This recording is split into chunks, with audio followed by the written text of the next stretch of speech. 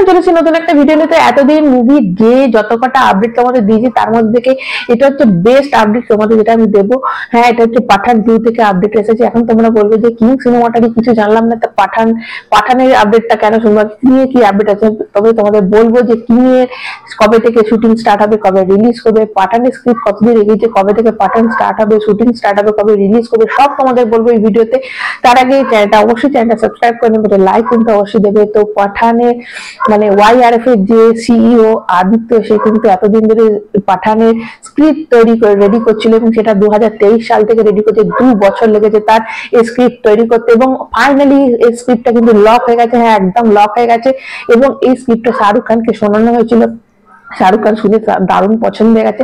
দেখো ওয়াইআরএফ এর যত সিনেমা আছে, সেটা এক থা টাইগার বলো, টাইগার জিন্দা है বলো, টাইগার 3 বলো, এখন ওয়ার 2, যত কটা ওয়াইআরএফ এর সিনেমা আছে সবের স্ক্রিপ্ট রেডি করতে যত টাইম লেগেছে তার থেকে অনেক অনেক বেশি টাইম লাগলো এই পাঠান 2 এর স্ক্রিপ্ট তৈরি করতে।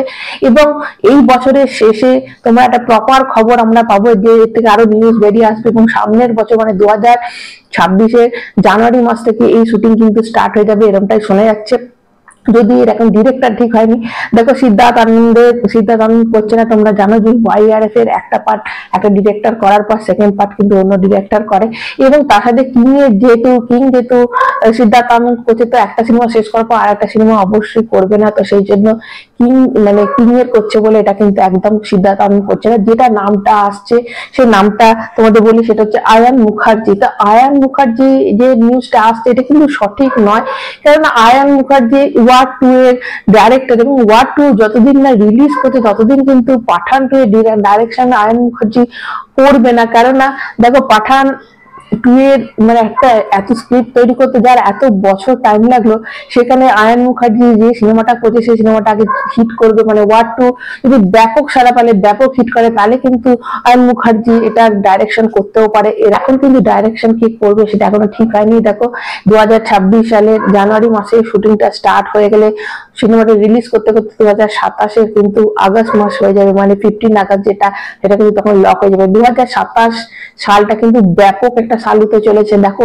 ওইদিকে প্রভাসের সিনেমা যে স্পিরিট, SSMB 29, তারপর রামায়ণ পার্ট 2, তার সাথে কিন্তু এই সিনেমাটা পাঠান 2 আসবে। তো ব্যাপক একটা সাল হতে চলেছে। এবং এর সাথে তোমাদের জানিয়ে দিই, দেখো কিং সিনেমাটার কিন্তু এখনো কোনো খবর আসেনি, জানি না ওর সাথে কি হচ্ছে। এপ্রিল মে মাসে যদি কিং সিনেমার শুটিং শুরু হয়ে যায় তাহলে কিন্তু সামনের বছর এটা রিলিজ করবে। মানে আবার মানে সামনের বছর মানে 2027 সালে মানে 26 জানুয়ারি, দেখো 26 জানুয়ারি কিন্তু শাহরুখ খানের একটা খুব ফেভারিট একটা ডেট। তো ওই দিকে কিন্তু করার জন্য এদিকে পেছুতে পারে, সেটাও কিন্তু একটা স্ট্র্যাটেজি হতে পারে। দেখো 2023 সালে কিন্তু এরকম একটা হয়েছিল এবং 2023 সালে তোমরা জানো 3টে সিনেমা এসেছিল, পাঠান, জওয়ান এবং ডাঙ্কি। এই 3টে মিলে 2700 কোটি টাকা বিজনেস করেছিল। তাহলে এটা আবার হতে পারে যে 2027 সালে দুটো সিনেমা মিলে 3000 কোটি মানে 3000 কোটি টার্গেট নিয়ে এগোচ্ছে শাহরুখ খানের। এটা কিন্তু টার্গেট হতে পারে। দেখো আগে আমরা কিন্তু এটা ভাবতাম না যে মানে কোন সিনেমা 500 কোটি 600 কোটি বিজনেস করতে পারে কিনা, কিন্তু সেই ভেঙে দিয়েছে পুষ্পা 2 850 কোটি টাকার বিজনেস করেছে, নেট কালেকশন করেছে। তো সেখানে এবং শ্রী করেছে, অ্যানিমাল করেছে। তো এখন কিন্তু এখন কিন্তু ওরকম জায়গায় পৌঁছাচ্ছে, সেখানে শাহরুখ খানের এটা ব্যাপক একটা হিট করবে সেটা বোঝা যাচ্ছে। কারণ শাহরুখ খানের এই পাঠান সিনেমাটা, পাঠান বা পাঠান 2 এই সিনেমাটার জন্য মানুষ অনেক দিন ধরে ওয়েট করে আছে। তো শাহরুখ খান দুটো সিনেমা মিলে অবশ্যই এটা 3000 কোটি টাকা করে দিতে পারে। এটাই হয়তো টার্গেট নিয়েছে যে 3টে সিনেমা নিয়ে 2023 সালে 2700 কোটি টাকা করেছিল। তো এবার আমি 2027 সালে একদম 3000 কোটি টার্গেট নিয়ে হয়তো দিচ্ছি। সেই জন্য এইদিকে শুটিংটা কিন্তু দেখেছে। দেখো এইদিকে শুটিং যদি আরো লেট হয়, মানে এপ্রিল মে মাস করে যদি শুটিংটা স্টার্ট হয়ে যায় তাহলে কিন্তু ওইদিকে মানে জানুয়ারি মাসে রিলিজ করবে। কিন্তু তারপরে যদি হয়ে যায় তাহলে একদম লাস্টের দিকে রিলিজ করবে। তো সেটাই এখন দেখার যে শুটিংটা কি হয়েছে বোঝা যাচ্ছে না। শুটিং কিন্তু সব রেডি, কিন্তু শুটিংটা স্টার্ট হচ্ছে না।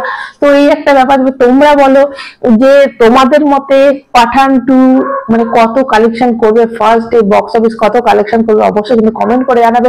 এবং তোমরা কতটা এক্সাইটেড এই খবরটা শুনে অবশ্যই কমেন্ট করে জানাবে। যারা নতুন তারা চ্যানেলটা সাবস্ক্রাইব করবে, লাইক অবশ্যই দেবে। সবাই সুস্থ থাকবে।